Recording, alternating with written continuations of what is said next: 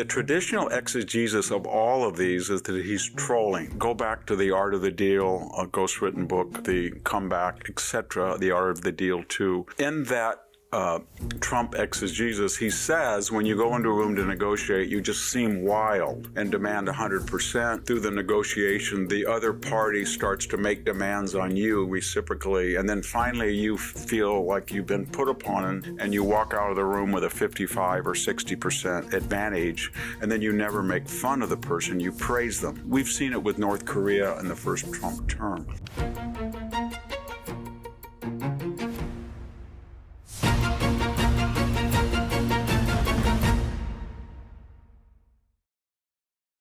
Hello, this is Victor Davis Hanson for the Daily Signal. I want to talk today very briefly about the matter of Trump trolling. I'm kind of smiling because a lot of people don't know what to make of it. It concerns four topics: renaming the Gulf of Mexico the Gulf of America, assuming control of Greenland, or buying it, I should say, renegotiating the Panama Canal Treaty with the idea that either they reform the Panamanians or we take acquisition of it. And then, of course, making Canada a particular state. The traditional exegesis of all of these is that he's trolling. And in reference to that, go back to The Art of the Deal, a ghostwritten book, The Art of the Comeback, etc., The Art of the Deal 2. And in that Trump exegesis, he says when you go into a room to negotiate, you just seem wild and demand 100%.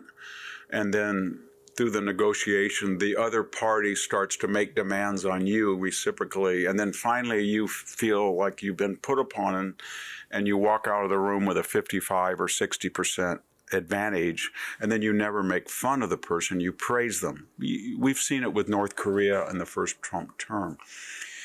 So, and under that logic, Donald Trump is telling Canada, well, you don't spend any money to defend yourself, so to speak. You're under the American nuclear umbrella, and the trade imbalance is not fair because you have tariffs on our goods that we don't have on yours, and yet you won't patrol the border when you know that drugs and people are coming illegally in the United States.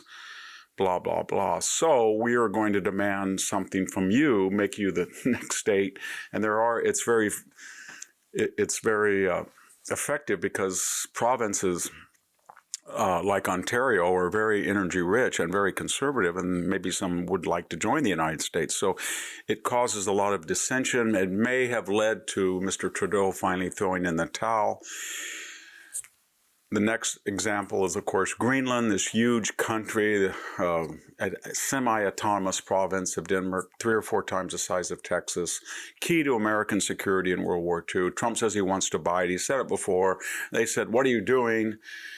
And in Art of the Deal fashion, of course, now Denmark is spending an extra $1 billion+ of investment in this huge colony, and on their royal coat of arms are including Greenland imagery. And so according to this logic, they are now pushing back, and Trump is going to be better off than when he started, as in the case of Canada, when they started to patrol the border and they clamped down on drugs, and they said they renegotiate any asymmetrical tariffs. In the case of renaming the Gulf of Mexico, the Mexican president showed a map recently of the southwest of the United States being part of Mexico. That was her counter. That's kind of a bad troll because they rely on $63 billion of remittances. Remember, it's their largest source of foreign exchange. So I don't think she should troll Trump. But the idea was that it was a message to Mexico that you have an imbalance. You're sending people here illegally, 12 million the last 4 years. You get remittances, 63 billion.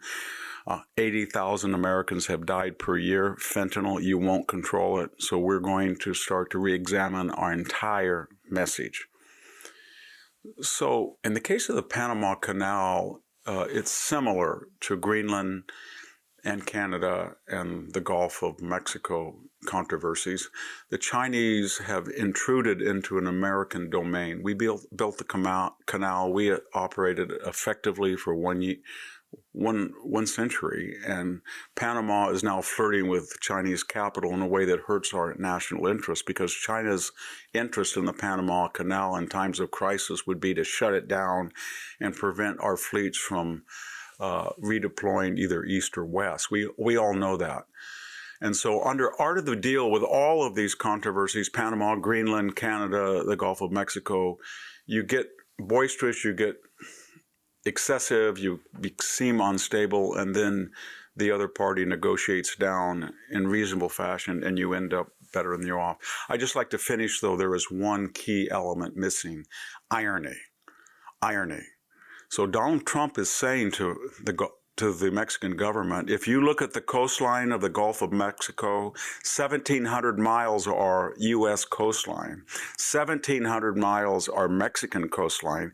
Why is it called the Gulf of Mexico? But here's the key. And we are in an age of left-wing renaming things. We topple statues. We rename iconic buildings. We take away Woodrow Wilson. We do everything. And according to your logic, it's time that you had the Gulf of Mexico for centuries, but we have the exact amount of coastline that you do, and we now are a convert for your idea of renaming things. In case of Greenland, you Europeans are anti-colonialists. You're always giving us lectures. This is a colony. New York City is closer to Greenland than is Copenhagen. And we defend it, and it's a North American territory.